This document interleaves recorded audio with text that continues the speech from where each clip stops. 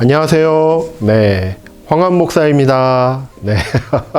구인 광고. 예, 9명의 목사가 광야에서 외치는 소리. 예, 네 번째 시간입니다. 제가 네 번째가 되었네요. 예. 오늘부터 8주간, 8주간 함께 나눌 하나님의 말씀, 그 말씀의 주제는 바로 하나님 나라입니다. 굉장히 큰 주제입니다. 네. 여러분 성경을 읽고 그리고 신앙생활 하다 보면, 어떻게 보면 성경 전체를 이렇게 딱 꿰뚫고 있는 그러한 주제가 있다라고 이렇게 아마 이야기를 들어보신 적이 있을 것입니다. 그 중에 이제 많이 알려져 있는 그런 주제로는 바로 구원에 대한 이야기가 많죠. 예. 그런데 구원만큼이나, 아니 어쩌면 구원보다 더 큰 범위의 그와 같은 내용들, 메시지를 담고 있는 주제는 바로 하나님 나라라고도 이렇게 이야기할 수 있겠습니다. 이 하나님의 나라는 하나님만 이렇게 관계된 것이 아니라 이 땅에 있는 우리들의 삶, 그리고 생활뿐만 아니라 앞으로 미래에 있어서 다가올 그와 같은 하나님의 나라, 그리고 우리가 바라보는, 그리고 소망하는 그와 같은 천국, 하나님의 나라, 여러 가지 그와 같은 개념들을 다 포함하고 있다라고 이야기할 수 있겠습니다. 여러분의 삶 가운데서 과연 이루어지기를 원하는 그와 같은 세상 또는 삶의 모습은 무엇입니까? 바로 이 성경 말씀에서 이렇게 쭉 꿰뚫고 있는 그 한 가지 주제를 뽑으라고 한다면 바로 하나님 나라를 이야기할 수 있는 것이죠. 8주간에 걸쳐서 이 하나님 나라라는 주제를 가지고 이렇게 함께 이야기 나눌 텐데 모든 내용을 다 다룰 수는 없습니다. 사실. 예, 하지만 그 다양한 이야기들 가운데 그래도 우리의 실제 생활과 그리고 우리의 신앙 생활 가운데 밀접한 그와 같은 관계가 있는 그 내용들을 한번 함께 살펴보고자 합니다. 자, 먼저 8주간에 걸쳐서 이렇게 순서를 한번 잡아봤습니다. 어떻게 보면 좀 어려울 수도 있겠다라는 생각이 좀 드는데요. 그만큼 이 하나님 나라라는 것 같은 개념 안에는 다양한 것들이 많이 들어와 있습니다. 그리고 철학을 전공하신 분들, 신학을 전공하신 분들이 이와 같은 하나님 나라에 대해서 상당히 여러 가지를 설명을 할 때 이게 좀 깊이가 있는 개념들을 많이 이렇게 좀 사용을 한 부분들이 있어서 실제로 이렇게 주제를 한 8가지로 이렇게 이제 잡아본다고 했을 때 이러한 특성들을 좀 볼 수 있지 않을까 싶습니다. 첫 번째는 이 하나님 나라는 어떤 나라인가? 예, 하나님 나라의 개념과 특성에 대해서 이렇게 한번 좀 살펴보려고 하고요. 그리고 성경 속에서 나타난 그와 같은 하나님 나라의 일반적이고 그리고 좀 대표적인 그와 같은 개념들, 이런 부분들을 한번 좀 살펴보려고 합니다. 그리고 두 번째 강의에서는 이제 하나님 나라의 시작과 완성이라고 이야기했는데요.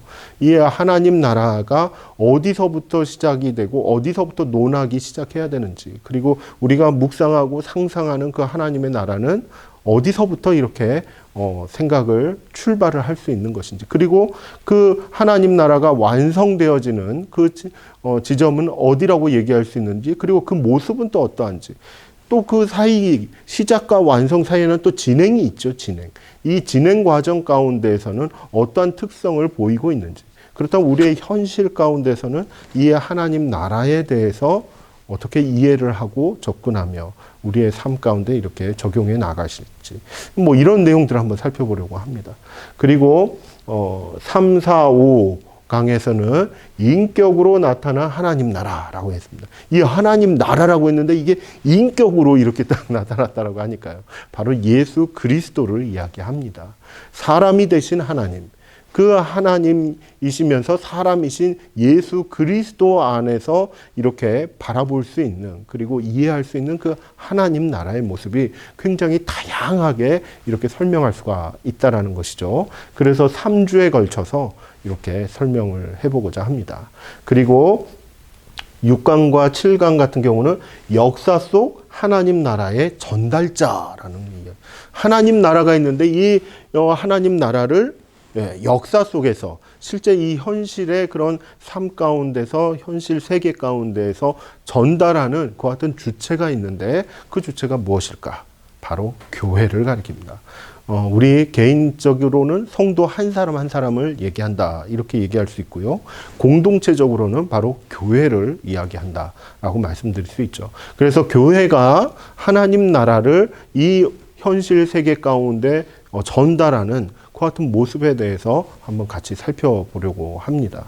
그래서 실제로 예수 그리스도 안에서 보여지는 그 같은 하나님의 나라, 이 하나님의 나라는 오늘날 성령 안에서 교회를 통해서 이 세상 가운데 전달되어지고 선포되어지고 그리고 세워지는 그와 같은 부분이 강조된다라고 볼 수가 있지요. 그리고 이제 마지막 8번째 강의에서는 하나님 나라를 바라며라고 이렇게 주제를 잡아 보았습니다. 이 하나님의 나라에 대해서 여러 가지 이야기들을 들으면서 그러면은 지금 이 시점에서 무엇을 바라보며 하나님 나라를 이렇게 이루어갈 것인가, 소망하며 찾아가고 추구해 갈 것인가, 그러한 흐름 가운데서 나의 위치는 무엇인가, 이것을 한번 같이 생각해 보는, 그래서 한번 우리의 삶 가운데, 우리의 신앙생활 가운데 한번 적용해 보는 그와 같은 시간을 좀 갖고자 합니다. 하나님 나라에 대한 강의 일정이 이렇게 쭉 진행이 되어 있는데, 바라옵기는 졸지도 아니하시고 주무시지도 아니하시고 함께 하시는 하나님과 함께 이 시간들을 이렇게 지내보았으면 좋겠습니다. 자, 첫 번째로 오늘은 이 하나님 나라는 어떤 나라인가에 대해서 한번 살펴보도록 하겠습니다. 여러분, 하나님 나라 하면은 주로 어떤 것과 이렇게 주로 이야기를 좀 많이 나누셨습니까? 우리의 그 신앙생활 가운데 또는 교회 현장 가운데서 이러저러한 이제 사역들이 진행이 될 때 하나님 나라에 대해서 이렇게 많이 이야기하고 선포되는 영역은 어디라고 보십니까? 주로 이제 신학 쪽이나 그리고 교회에서 하는 여러 사역들 가운데 이 하나님 나라를 많이 이야기했던 분야는 두 분야라고 얘기할 수 있습니다. 첫 번째는 교육, 그리고 두 번째는 선교에 대한 부분들을 많이 이야기하고 있죠. 저도 이제 이 하나님 나라에 대해서 처음으로 이렇게 접하게 되고 그리고 심도 있게 이렇게 좀 다루게 된 그 시점은 2000년도입니다. 2000년도. 그러니까 1999년도에서 2000년으로 이렇게 넘어오는 그 기간 동안에 우리 총회 교육부에서는 실제로 하나님 나라라는 그와 같은 주제로 해서 시리즈 그런 교육 주제를 가지고 해마다 이 하나님 나라에 대한 다양한 그런 성경적인 관점과 이야기와 가르침들을 우리 교회 학교 학생들에게 이렇게 전했던 그와 같은 기록들이 많이 남아 있습니다.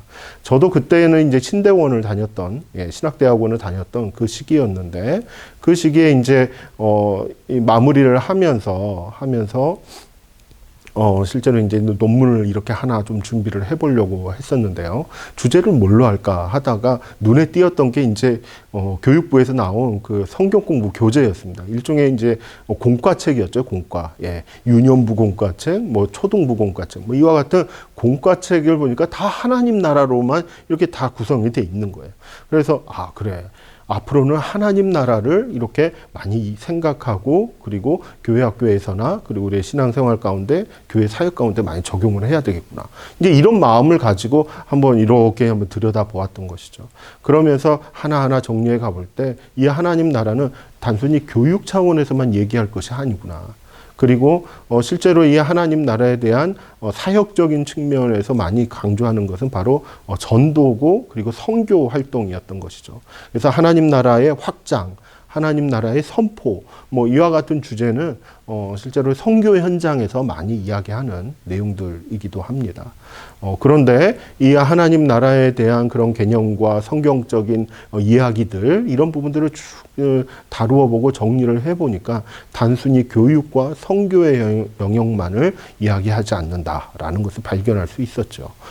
바로 봉사의 영역도 있고 지역사회와의 관계성에서도 이 하나님의 나라, 그리고 우리 내면의 그런 영역에서도 바로 하나님의 나라. 그렇게 보면은 예배뿐만 아니라 교육, 선교, 봉사, 그리고 이 친교, 친교하는 성도의 교제들 가운데서도 하나님의 나라는 상당히 적용되어지고 이루어질 수 있다라는 것을 분명하게 알려주고 있는 것이죠. 이와 같은 내용들을 좀 살펴보면 이 하나님 나라는 굉장히 다양한 것을 포함하고 있구나라는 것을 알 수 있습니다. 자, 그렇다면 서론이 너무 길었죠? 네, 그렇다면 이 하나님 나라는 어떤 나라인가라고 했을 때 먼저 무엇부터 생각해야 될지 한번 살펴보겠습니다. 먼저 나라라는 그런 개념을 한번 살펴보시면 좋은데요. 헬라어로 바실레이아라는 그런 용어를 씁니다. 이 바실레이아라는 그 용어 안에는, 헬라의 그 개념 안에는 세 가지 부분이 이렇게 딱 포함이 되어 있다고 해요. 그것은 뭐냐면 통치력이 미치는 영역에 대한 이야기가 좀 있습니다. 그래서 어느 왕이 이렇게 이제 다스린다라고 했을 때 그 왕의 통치력이 이렇게 다다르는 여러 가지 분야가 있다라는 것이죠. 이게 정치 영역일 수도 있고 교육, 문화, 어떤 삶에 대한 다양한 영역 가운데 통치력이 이렇게 다다를 수가 있는데 이 통치력이 다다르는 그와 같은 영역, 이것을 나라라고 이렇게 이제 표현한다는 것입니다. 그리고 통치자가 다스리는 백성도 이 나라 바실레이아라는 그런 개념 안에 들어와 있습니다. 그래서 왕이라든지 어떤 통치자가 어떤 그 지역의 어떤 총독이라고 얘기할 수 있죠. 뭘 어떻게 하라라는 그와 같은 명령과 지시사항, 그리고 어떤 규정, 이런 것들이 누구에게까지 이렇게 적용이 될 것인가. 그래서 그 백성들도 하나님의 나라, 그 바실레이아라는 그와 같은 개념 안에 들어와 있다라는 거죠. 어떤 영역과 그 영역 가운데 있는 백성들, 이렇게 사람으로도 나라를 표현할 수 있다라고 얘기를 하는 것이죠. 그리고 또 하나의 나라는 뭐냐면 바로 다스림 그 자체를 이야기한다라고 이렇게 표현할 수 있습니다. 그래서 이 바실레이아라는 말은 어떠한 통치자가 다스리는 여러 가지 행위가 임하는 영역과 그리고 백성과 그리고 그 다스리고자 하는 그런 모든 행위들, 이런 모든 것들이 또는 능력이라든지 이런 부분들이 다 나라라는 용어 안에, 바실레이아라는 그 같은 용어 안에 다 포함이 되어 있다라고 이렇게 정리하시면 되겠습니다. 자, 그렇다면 이 바실레이아라는 그 용어를 도용을 해서 실제로 이건 이제 성경 속에서 이렇게 이제 쓰여지는 용어이다 보니까 그 하나님 나라라는 그 같은 용어를 설명을 할 때 이 바실레이아 투 떼우라고 하는데 그냥 여기서는 데우라고 했습니다. 그래서 하나님의 나라라는 그와 같은 표현을 한번 살펴보도록 하겠습니다. 그렇다면 하나님이 통치자 되어 주시고 통치자 되시고 하나님의 통치가 머무르는 하나의 영역을 얘기할 수 있고 백성을 얘기할 수 있고 그리고 통치하는 그 같은 행위 자체를 얘기할 수 있다라는 것인데, 자 보시면은 하나님을 대적하는 세력을 물리치기 위한 주권적인 통치를 바실레이아 투 떼우라고 해서 하나님 나라다라는 것이죠.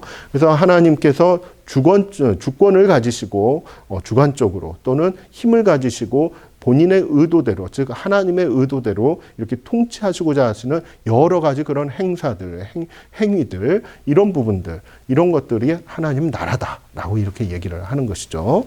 그리고 세상을 다스리기 위해 친히 택하시고 불러 세우신 백성들도 하나님의 나라다라고 얘기하시는 거죠. 그래서 하나님께서 이렇게 이 온 세상을 다스리시기 위해서 또는 관리하시기 위해서 하나님의 백성들을 이렇게 이제 불러 모으시는 거죠.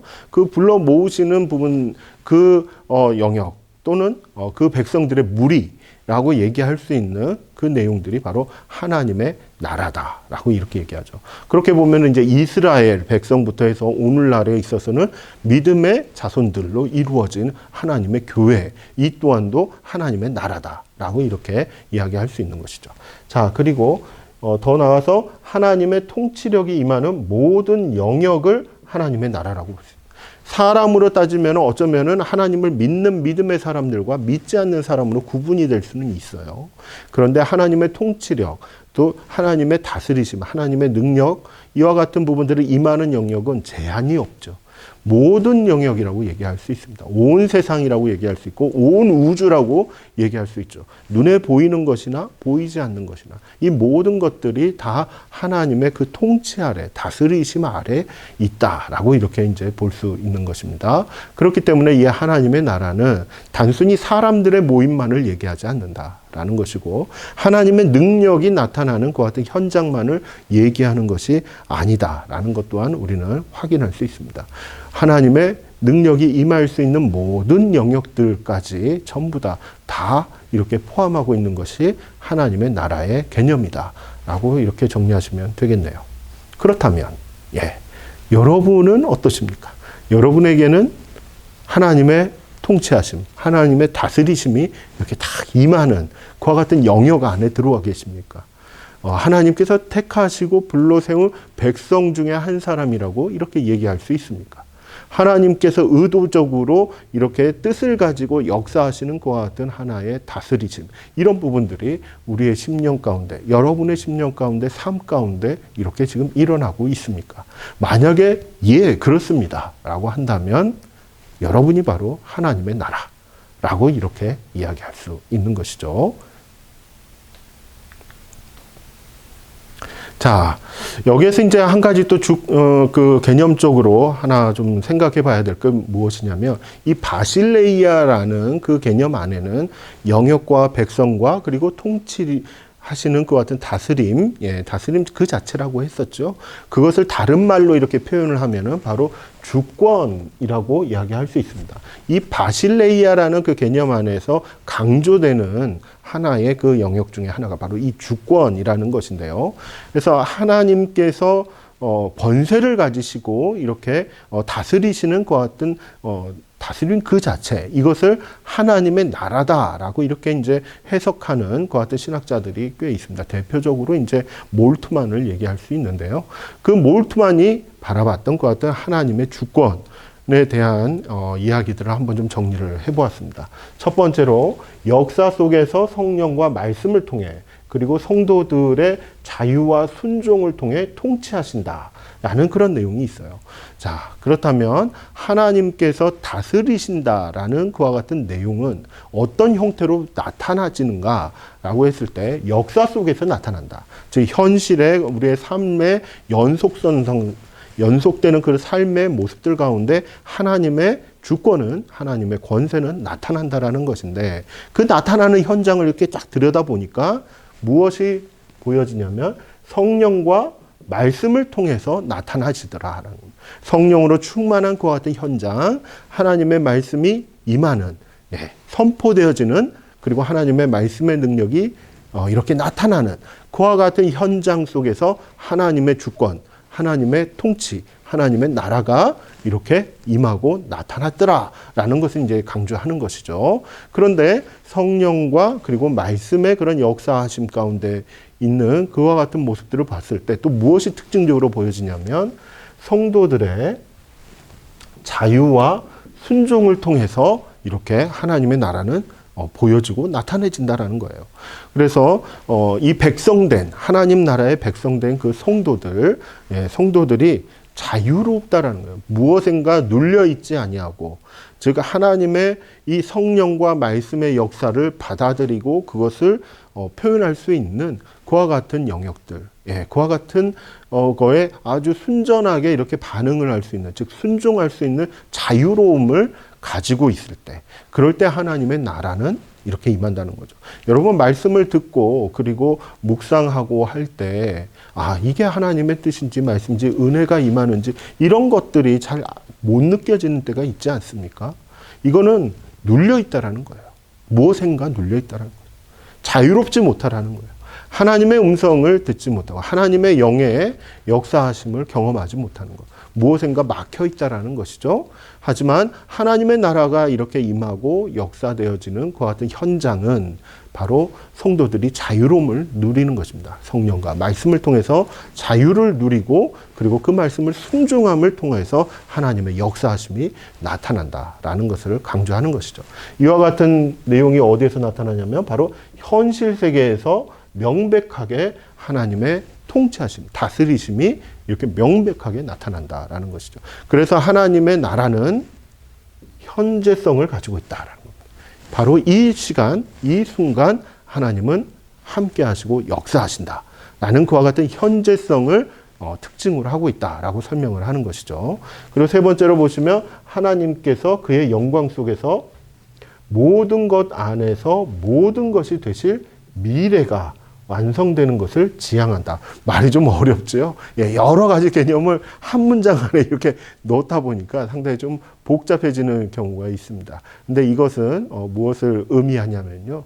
바로 하나님의 나라는 현재에만 임하는 것이 아니라 그리고 미래를 향해서 나아가는 진행되는 그와 같은 측면이 있는데 그 미래의 모습, 하나님 나라가 완성되는 것 같은 미래의 모습은 무엇이냐면 바로 하나님께서 그의 영광 가운데, 즉 하나님의 그 영광 가운데서 모든 것 안에서 모든 것이 되실 이와 같은 미래적인 모습들, 이것을 향해서 하나님 나라는 나아가고 있다.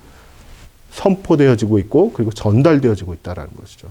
실제로 하나님의 나라의 현재성은 완전히 어떻게 보면 좀 국한된 부분이 있습니다. 그 사람들의 무리, 백성들의 무리 가운데 그리고 하나님의 역사가 나타나는 어떤 하나의 장소, 사건 이와 같은 부분에서 때로는 전체적으로는 이렇게 좀 제한된 듯한 그와 같은 모습들을 보이기도 하지요. 어떤 데는 나타나기도 하고 어떤 데는 나타나지도 않고 막 이와 같은 제한된 부분이 있지만은 하나님의 나라가 완성되는 그 시점, 미래 시점이죠. 우리 주님 다시 오시는 그날 그 미래 시점에 있어서는 모든 것 안에서, 즉 모든 영역 안에서 모든 것이 되실 수 있는, 모든 것이 되시는 모습으로 나타나시는 하나님. 그와 같은 하나님을 우리는 미래를 바라보면서 기대하고 그리고 믿음으로 현재를 인내하며 한 걸음씩 걸어가고 있다라고 얘기를 하는 것이죠. 그래서 하나님의 나라는 현재성을 가지기도 하지만은 미래성 또한 가지고 있다라고 이렇게 이야기를 합니다. 이 하나님의 현재와 미래적인 그와 같은 개념은 다음 시간에, 다음 강의 때 하나님 나라의 시작과 완성에 대해서 좀 더 구체적으로 한번 이야기를 해볼 예정입니다. 자, 그렇다면 성경 속에서 나타난 하나님의 나라에 대해서 한번 살펴보도록 하겠습니다. 이 성경 속에 나타난 하나님의 나라, 첫 번째는 뭐냐면 이스라엘 백성과 그들의 영토의 개념에서 이렇게 설명되어지는 부분이 있습니다. 즉 성경 안에서는 하나님의 나라를 어떻게 표현하고 어떻게 이해하고 있는가라고 했을 때 구약의 관점과 신약의 관점이 약간 좀 다르다라고 이렇게 이제 설명할 수 있는데요. 먼저 구약에 있어서 이스라엘 백성들은 하나님의 나라를 어떻게 바라봤는가라고 하면은 그 영토, 가나안 땅이라는 그 영토에 국한되어 있는 하나님의 나라를 생각한 겁니다. 즉 하나님은 온 우주를 만드시고 천지를 창조하신 하나님이시긴 하지만은 실제로 역사 가운데서 현실 가운데서 이렇게 일하신다라고 했을 때는 다른 신이 이렇게 다스리는 그와 같은 영역이 있는 거예요. 그리고 하나님의 나라가 하나님이 다스리시는 그와 같은 영역이 있다라고 이렇게 그 시대 사람들은 생각을 했던 것이죠. 그래서 누가 더 세냐? 이거 가지고 이제 자꾸 전투를 벌이고 전쟁을 하고 이기면은 그쪽 신이 이겼다 막 이렇게 이제 좋아하고 기뻐하고 이쪽 신이 졌다라고 이렇게 막 슬퍼하고 막 이와 같은 일들이 있었다라는 것이죠. 자, 여기 보시면은 열왕기하 5장 17절 말씀을 보면은 그 개념이 여기에 이제 살짝 좀 드러나 있습니다. 나아만 장군, 아람 사람, 아람의 군대 장관이죠. 나아만 장군이 이르되 그러면 청하건대 노새 2마리의 실을 흙을 당신의 종에게 주소서. 이제부터는 종이 번제물과 다른 희생제사를 여호와 왜 다른 신에게는 드리지 아니하고 다만 여호와께 드리겠나이다. 이렇게 고백을 해요. 이게 이제 왜 흙을 달라라고 했을까? 이제 강물에 이렇게 7번 들어갔다 나왔다 해서 깨끗하게 나음을 입었단 말이에요. 그런데 이제 하나님이 참되신 하나님이시다, 신이다. 그래서 내가 하나님께 예배하면서 내가 살겠다. 즉 하나님 나라의 백성이 되겠다라는 이제 그와 같은 고백을 하면서 무엇을 가져가고자 하냐면 흙을 가져간다는 흙. 이 흙이 가지고 있는 것이 뭐냐면 하나님의 역사는 이 흙 안에서 이 흙이 있는 곳에서 된다. 이렇게 내려진다라고 그런 관점에서 하나님의 나라를 이해했다라는 점입니다. 그래서 이스라엘 백성들이 있는 그와 같은 영토 또는 백성들이 사는 곳, 거기가 바로 하나님의 나라다라고는 이와 같은 기본적인 이해를 가지고 있었다라고 여기서 우리는 확인할 수 있습니다. 자, 그리고 만유를 다스리시는 하나님께 충성하는 경건한 사람들이 바로 하나님의 나라다라고 이렇게 구약에 있는 그 하나님의 백성들, 이스라엘 백성들은 또 생각을 했습니다. 그러니까 단순히 흙을 가지고 있는 무리라고만 얘기한 것이 아니라 하나님에 대해서 어떻게 이해를 했냐면 여호와께서 그의 보좌를 하늘에 세우시고 그의 왕권으로 만유를 다스리시는 도다라고 이렇게 고백을 하고 있다라는 것이죠. 그래서 하나님의 나라는 어떤 곳인가? 바로 하나님은 영토 안에서만 계시는 것이 아니라 영토 안에만 계시는 것이 아니라 바로 하늘에 계시면서 온 세상을 다 다스리시는 우주적인 하나님이시다라는 것을 이스라엘 백성들이 고백을 한 거예요. 근데 이렇게 하나님에 대한 이해가 이렇게 다 확장된 이유는 그 중에 하나가 뭡니까? 바로 이스라엘 백성들이 멸망을 당한 것이죠. 바벨론에게 그 땅을 빼앗기고 만 것입니다. 성전을 강탈당하고 만 것이죠. 예, 이와 같은 이와 같은 상황 가운데서도 여전히 하나님에 대한 그와 같은 묵상과 바램은 바벨론 신에게 내가 신앙을 드리겠다. 이게 아니었던 것이죠. 하나님은 하늘에 계시며 만유를 다스리시는 온 우주의 하나님이시다. 그렇기 때문에 이스라엘 땅 안에만 계신 것이 아니라 바벨론에도 계시고 다른 이웃 나라들 가운데도 계시고 이스라엘 백성들이 가는 곳곳마다 하나님께 충성하는 그 자리, 그 삶의 자리에 하나님은 함께 하신다. 하나님은 역사하신다. 그와 같은 믿음으로 이렇게 발전을 해나가는 것입니다. 그렇기 때문에 성경 속에 있는 이 특별히 구약 시대에 있어서 이스라엘 백성들이 생각했던 그 하나님의 나라는 영토적인 개념에서 이제는 온 우주로 이렇게 확대되는 그와 같은 특성을 가지고 있다라고 이렇게 보시면 되겠네요. 자, 그리고 이와 같은 이해는 이제 신약 시대에 와서는 어떻게 되느냐? 이제 영토 개념이 아니라는 거예요. 이 영토 개념이 아니라 강조되는 부분은 바로 내면적이고 영적인 실제이시다라는 겁니다. 즉 성령 안에서 우리의 심령 가운데 믿는 사람들의 특별히 성령으로 충만한 사람들 안에 내면의 세계 그리고 그들의 삶의 삶의 여러 과정 가운데 역사되어지는 하나님의 나라를 이야기합니다. 요한복음 3장 3절에 보면은 예수께서 대답하여 이르시되 진실로 진실로 내게 이르노니 사람이 거듭나지 않으면 하나님의 나라를 볼 수 없느니라 라고 얘기하세요. 그래서 사람이 거듭나야 하나님 나라를 볼 수 있다라고 얘기를 하죠. 이거는 이제 영토적인 개념이 아닌 거예요. 생명의 개념으로 이제 나타나는 것입니다.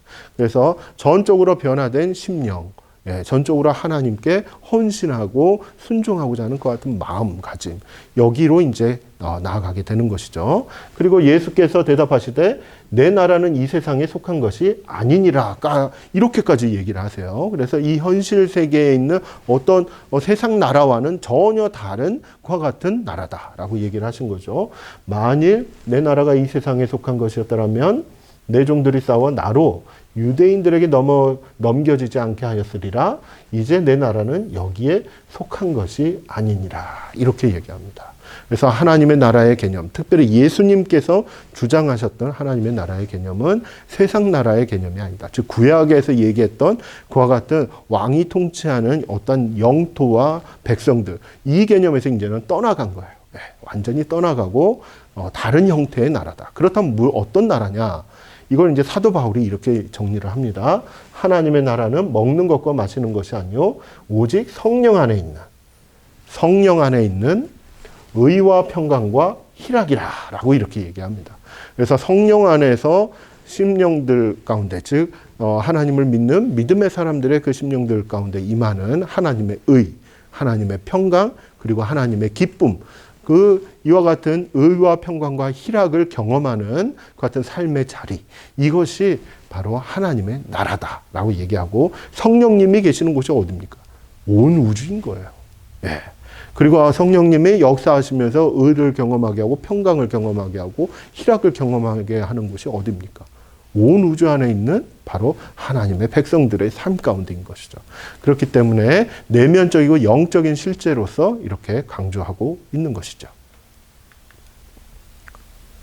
자, 그리고 성경 속에서는요, 예수 그리스도의 그 자체, 즉 예수 그리스도께서 보여주시는 것, 그분의 인격, 그분의 사역, 그분의 능력, 이것이 바로 하나님의 나라다라고 이렇게 강조합니다. 이르시되 때가 찼고 하나님의 나라가 가까이 왔으니 회개하고 복음을 믿으라 하시더라. 이게 이제 세례 요한, 세례 요한에 이어서 이렇게 예수 그리스도께서 처음으로 이제 복음을 선포하실 때 하셨던 말씀이죠. 세례 요한에 이어서 예수님께서 이제 공생애를 시작하시면서 이렇게 하나님 나라가 가까이 왔다라고 얘기를 해요. 즉 예수님께서 가시는 그곳, 예수님께서 보여주시는 역사, 이것이 바로 하나님의 나라다라는 것을 보여주시는 거죠. 그러나 내가 만일 하나님의 손을 힘입어 귀신을 쫓아낸다면 하나님의 나라가 이미 너희에게 임하였느니라. 이게 무슨 말입니까? 하나님의 손을 힘입어 귀신을 쫓아낸다면, 즉 예수님께서 역사하시고 권능을 보여주시는 그 자리, 그곳이 바로 하나님의 나라가 임하는 그와 같은 자리다. 즉 예수 그리스도 안에 있는 인격과 그리고 사역 가운데 하나님의 나라는 나타나진다라고 이렇게 설명하는 것이죠. 또 하나는 이제 계시록에서 나온 말씀인데요. 미래 지상에 세워질 그리스도의 나라를 하나님의 나라다라고 얘기합니다. 지금까지는 현재적인 개념이 강했다고 한다면 계시록에 나오는 이와 같은 이야기는 미래적인 것이 강하다라는 것을 얘기하는데요. 일곱째 천사가 나팔을 불며 하늘에 큰 음성들이 나서 이르되 세상 나라가 우리 주와 그의 그리스도의 나라가 되어, 보십시오. 세상 나라가 우리 주와 그의 그리스도의 나라가 되어 그가 세세토록 왕노릇 하시리로다 하니, 하나님의 나라는 내면적이고 그리고 영적인 나라에서 이제 어떻게 변화되냐면 세상 나라가 변화하는, 즉 이 지상 위에서 세워질 그와 같은 그리스도의 나라로 이렇게 변화된다라는 것이죠. 즉 성령 안에서 누리는 그와 같은 성령의 역사하심 가운데 있는 하나님의 나라가 이제는 세상에 있는 다른 실제적인 권세, 주권, 이런 것들을 통해서 권능 있게 선포되어지고 나타나지는, 통치되어지는 그와 같은 지상 위에 완성된 나라, 이런 형태로 발전을 해나간다라고 보여지는 것입니다. 부분적으로 이스라엘 백성들이 살았던 곳에서 심령으로 이제 들어오고 믿는 자들의 그 심령과 삶 가운데 나왔다가 이제는 이 지상 위에 온전한 하나님의 나라, 즉 그리스도의 나라로 이렇게 변화되어져 가는 그와 같은 하나님 나라의 생각들, 사상들을 우리는 성경 안에서 확인할 수가 있습니다. 자, 그렇다면 이제 하나님 나라라고 했을 때 그 하나님의 나라에서 무엇을 바라보고 무엇을 추구하고 있는가?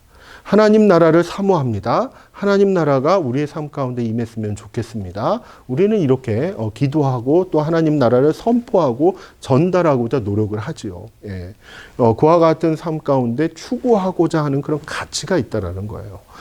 단순히 복음만을 전한다, 이러고 이것으로 하나님의 나라를 선포하고 전한다, 이걸로 설명할 수 없습니다. 이보다 훨씬 더 많은 내용이 성경 안에는 있는 것이죠. 그래서 하나님 나라가 추구하고 있는 그와 같은 가치, 예수님께서 보여주신 하나님 나라, 이것이 추구하고 있는 가치를 한 두 가지, 사실은 세 가지인데 그 내용들을 한번 좀 구체적으로 한번 살펴보겠습니다. 첫 번째는 자유에 대한 이야기예요. 하나님의 해방하는 현재적 통치, 즉 하나님의 나라가 이렇게 임한다고 했을 때 하나님이 통치하시는 그와 같은 역사가 나타나는데 그것은 무엇을 목적으로 하고 있느냐? 바로 해방이라는 겁니다. 자유롭게 하는 것을 이야기하는 겁니다.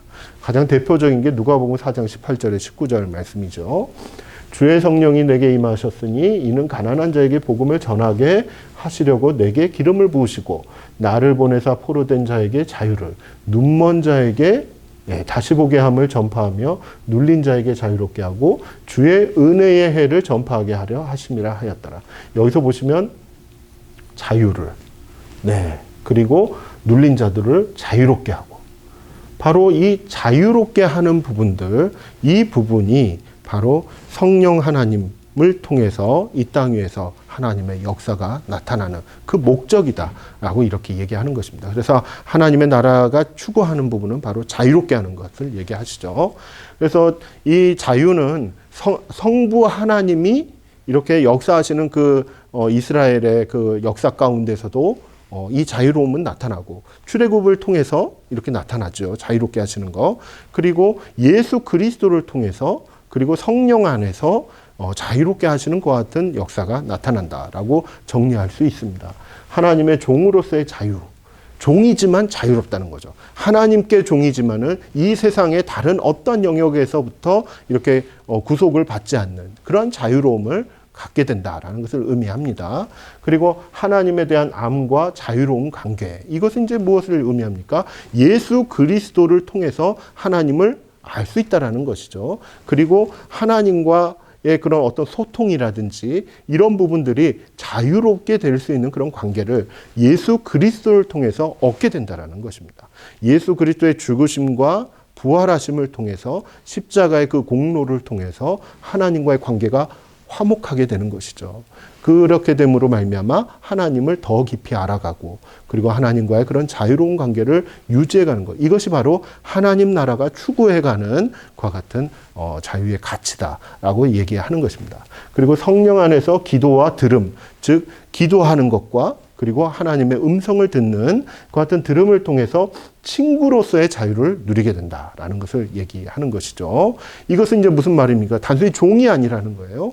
그리고 아들이 되는 것뿐만이 아니라 이제는 친구 관계로 성령님과 이렇게 소통하면서 하나하나 이렇게 이야기도 듣고 말씀도 드리고 하면서 더욱더 친숙한 관계로 나아가는 것. 이것이 바로 자유로운 하나의 모습이다라는 것이죠. 그래서 하나님 나라가 임하시옵소서라고 했을 때 이것은 내 자신이 하나님의 종으로서 다른 영역에서는 자유롭게 살아가는 그 같은 모습을 추구하는 것이고, 하나님과의 관계가 아주 자유롭게 이렇게 변모되어지는 화목한 관계가 되는 것, 그리고 친구로서 이렇게 자유롭게 이야기를 나눌 수 있고 하나님의 뜻을 알고 그리고 거기에 순종할 수 있는 그 같은 자유로움을 누리는 것. 이것이 바로 하나님 나라가 추구하고 있는 것이고, 우리 안에 그 하나님의 나라가 임하기를 소망하고 있는 것이죠. 그리고 다른 한편으로 이러한 하나님의 나라는 개인적인 차원에서 창조 전체의 자유로 발전하는 것입니다. 이와 같은 개념은 단순히 사람들 안에서만 이루어지는 것이 아니라 피조 세계와 이렇게 관계성 속에서도, 즉 이 자연 만물 가운데서도, 이 자연 현상들 가운데서도 하나님의 뜻을 이렇게 나타내 주시는, 그리고 권능이 임할 수 있는 그와 같은 자유로운 관계로 이렇게 확증되어져 가고 확장되어져 간다라는 것을 이 성경 말씀을 통해서는 확인할 수 있다는 것이죠. 그리고 미래의 하나님의 영광에 참여할 자유를 또한 얘기하는 겁니다. 예. 그리스도의 나라, 미래에 완성되는 이 지상에 완성되어지는 그리스도의 나라에 들어갈 수 있는 그 자유, 그 자유 또한 하나님의 나라가 추구하고 있는 자유다. 그래서 우리 스스로가 하나님 나라에 이렇게 참여하게 된다라고 했을 때 주어지는 이와 같은 자유의 축복이 있다라는 것을 꼭 기억하셨으면 좋겠습니다. 자, 두 번째로 이렇게 이제 추구하는 가치는 사실 정의와 평화를 얘기할 수 있습니다. 하나하나 따로따로 이야기할 수 있지만은 실제로 이 평화라는 것은 정의가 이루어졌을 때 참된 평화가 올 수 있다라는 것을 이야기하기 때문에 이 정의와 평화는 하나의 연장선상에서 이렇게 이해할 필요가 있다라는 것이죠. 정의 따로 평화 따로 그게 아니라는 것이죠. 정의 없는 평화는 없다라고 보시면 됩니다. 그래서 하나님의 나라가 추구하는 것은 정의로운 사회 또는 정의로운 나라, 그 안에서는 평화를 누리는 나라를 얘기하는 것이죠. 그래서 정의로 가득 찬 평화의 나라를 추구하고 있다라는 것을 우리는 확인할 수 있습니다. 내가 복음을 부끄러워하지 아니하노니 이 복음은 모든 믿는 자에게 구원을 주시는 하나님의 능력이 됩니다. 먼저는 유대인에게요, 그리고 헬라인에게로다. 자, 하나님의 나라는 무엇이냐라고 했을 때 바로 하나님의 의 또는 하나님의 능력, 임하는 바로 그와 같은 나라인 것이죠. 이것은 복음을 통해서 가능하고 이것이 확장되어져 가는 그 영역은 바로 유대인에서 헬라인에게까지 이렇게 모든 민족을 포함하고 있다라고 설명할 수 있습니다. 그리고 오직 정의를 물같이 공의를 마르지 않는 강같이 흐르게 할지어다. 여러분 이 정의가 물같이 흐르고 그리고 마르지 않는 강같이 이렇게 흐르는 것, 이것은 사실 그 현실 세계 가운데서는 정의가 이루어지지 않았다라는 것이죠. 그렇기 때문에 정의를 이루어가는 그와 같은 모든 노력들 가운데 하나님 나라는 이렇게 선포되어지고 이루어질 수 있다라는 것이죠. 그 다음 보시면은 그는 우리의 화평이신지라 둘로 하나를 만드사 원수된 것 곧 중간에 막힌 담을 자기 육체로 허시고 화평을 이루는 그와 같은 나라인 것입니다. 화평을 이루지 못한 이유는 뭡니까? 죄 때문인 거잖아요. 그 죄는 정의롭지 못한 거예요.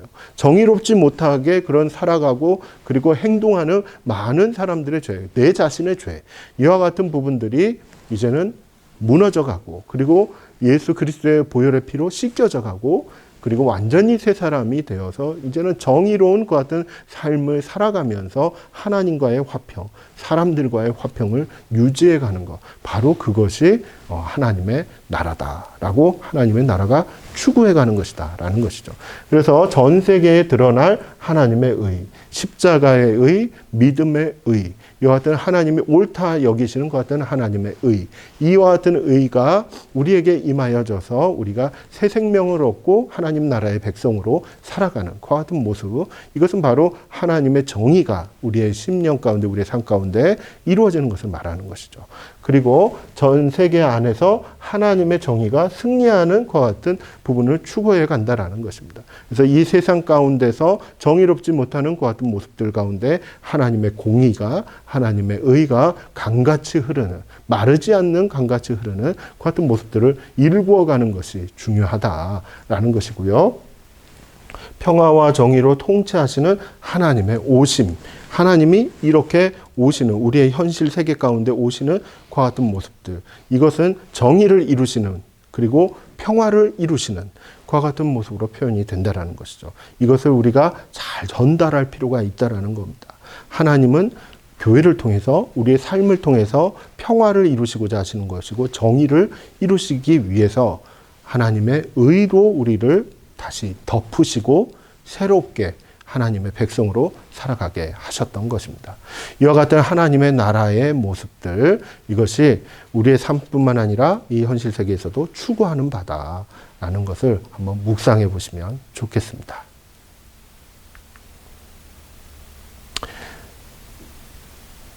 네. 네. 그동안 하나님 나라에 대해서 쭉 얘기하다 보니까 벌써 시간이 이렇게 많이 흘렀네요. 네.